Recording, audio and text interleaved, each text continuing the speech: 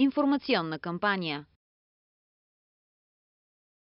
Информирани потребители за прозрачни и достъпни социални услуги. Проектът се реализира от Асоциация Човешки права стъпка по стъпка с финансовата подкрепа на Община Варна.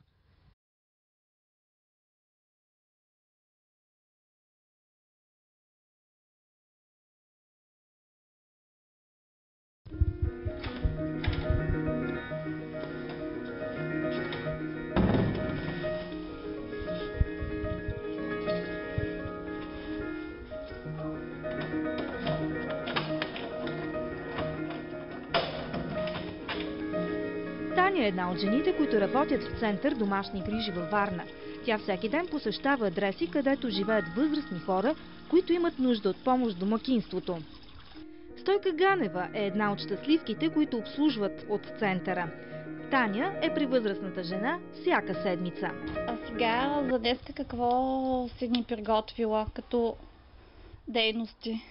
Днес да обереш паяжините в коридора и да минеш пръсмокачката, ти знаеш кое къде е. В коридора и кухнята? Да. Добре, а тук в твоята стая? Ако стане време. Добре, и в твоята стая.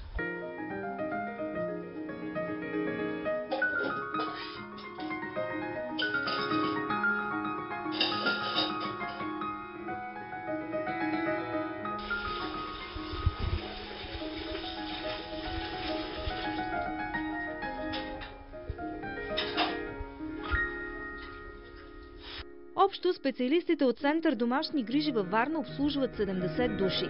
Това е, например, 2 пъти повече от хората, на които помагат от подобен в Солун център.